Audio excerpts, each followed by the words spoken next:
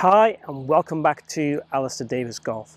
Today's video is all about striking your irons pure or better than you currently do. So this video is all about you maximizing your potential to hit the golf ball solidly every single time. So I want to share with you a couple of simple exercises and concepts that I get players to do to improve their ball striking and also potentially understand their kind of impact conditions. So we're going to focus mostly on today the shaft leaning correctly through impact and how that can produce better contact more consistently.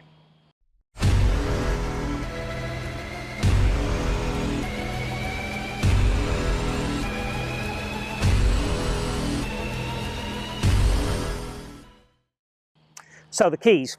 We want the shaft, that contact, to be leaning forward. Now, you might say, why do we want this? Why is this important? Now, in order to strike the ball correctly, we have to hit it kind of the second stroke third groove up. That's the center of gravity, the sweet spot in the iron. That's where we want to make good contact with the ball each time. And we want to do that and plant it on the golf ball in a descending fashion. If the fairway is tight, we have to be descending on the golf ball with an iron to make good contact. And we have to lean the shaft forward to present the sweet spot correctly to the ball. Those things are kind of scientific and factual, not opinionated. If the ball's sat up on the tee or on a really fluffy bit of ground, we can get away with being less leaning forward and less downward for sure. We will have less control of the club face through the ball, but we will still produce good contact. So let's talk about achieving the correct shaft lean in the correct way. So what produces shaft lean essentially? Well, if I take my golf club here and forward lean it, what I'm doing there is changing my wrist conditions. So what you see here, my lead wrist is going from being cupped or extended to flexed or flexing and leaning forward and hinging, if you like. My trail wrist is going from being fairly neutral to more extended. So it's kind of flat lead wrist, bent trail wrist. That creates forward lean. Now what you might see as I do that is the face will want to open. So as I create forward lean, I also want to make sure I don't leave that face open, otherwise I'll have a beautiful strike on the golf ball, but the golf ball will go nowhere near my intended target. That's not what we're looking to achieve either. So what I need to make sure happens is when I hit the golf ball, as I lean the shaft forward, I'm going to rotate, okay, or supinate my lead arm. The trail arm's also going to rotate, it's going to pronate, so both arms are rotating and pronating. The wrist is also going to rotate, so it's going into what we call flexion and rotating supinate wise. So again, if you imagine, I take my arm, I take my thumb's pointing straight up, I rotate my thumb over to this side. That's kind of what I want to do. If I rotate the thumb independently, that's not so good. I want to rotate the arm, the tricep, the forearm, and the thumb all in one go. And again, I want to do this with both arms. So we want to see this rotation or supination and pronation through the golf ball with our arms to keep that face square as I create that forward lean. So what essentially creates the forward lean or supports the forward lean is the body opening up. So if the body's opening up, it delays how these little beauties want to work. If my body stops, my acceleration goes to my hand too early and I tend to get this flippy flappy action through the golf ball. So being able to accelerate and rotate through the golf ball is going to kind of delay the hit, delay the wrist wanting to work to create that shaft lean. I also, as I said, want to make sure I pronate and supinate my arms and rotate my arms through the golf ball to keep the face square.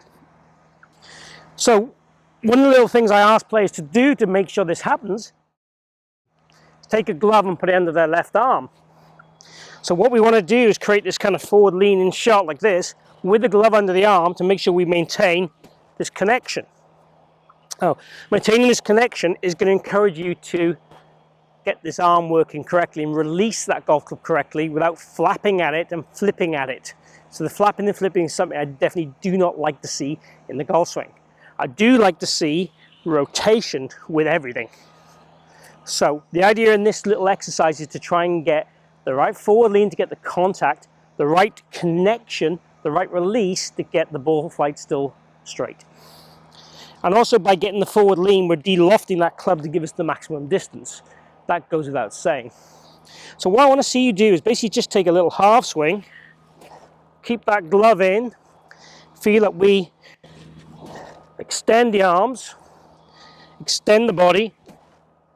We're trying to get that kind of ground noise I'm producing there after the ball every single time. So we're trying to feel we get this kind of shaft lean, and if we want to, what we can do is go into our impact position and just hit a few shots like that. So when I'm going into that impact position, what I'm essentially doing is I'm moving my trail side more towards the target. My foot is, as you can see here, just kind of pronating inwards. Left foot is supinating a little bit, so both feet are rolling. Left leg is straightening a little bit, and I'm getting my body wide classes a little bit open, and the hands are going forward without my head going forward. So it's kind of this position here, and then from there I'd want to hit a small shot.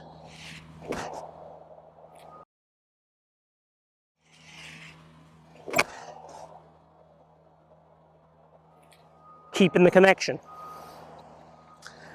And that will create the right feels and pressure through impact that we're looking for. Once we feel we have that under some semblance of control, then I'd ask you to increase the speed and increase the length of the swing, trying to still keep and maintain those same feels. So we build that up slowly, and again, you've got to try and maintain this glove in as best you can. So again, you can start in the impact position, or you can start normal, rehearse the impact position and go back. Let's go to the impact position again.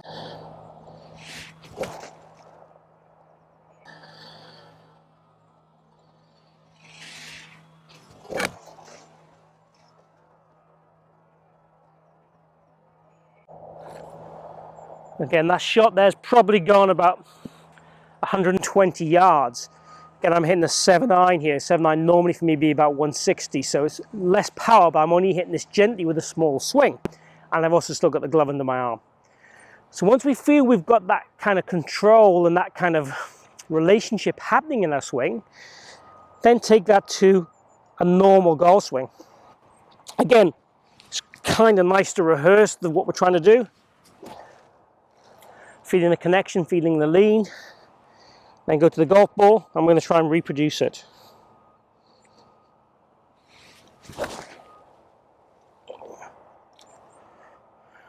Tad off balance, but good contact.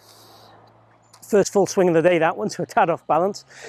So we'd want to build up, as I said, in an ideal world, when you go to the practice area for the first time before you play, I like to see those little drills first.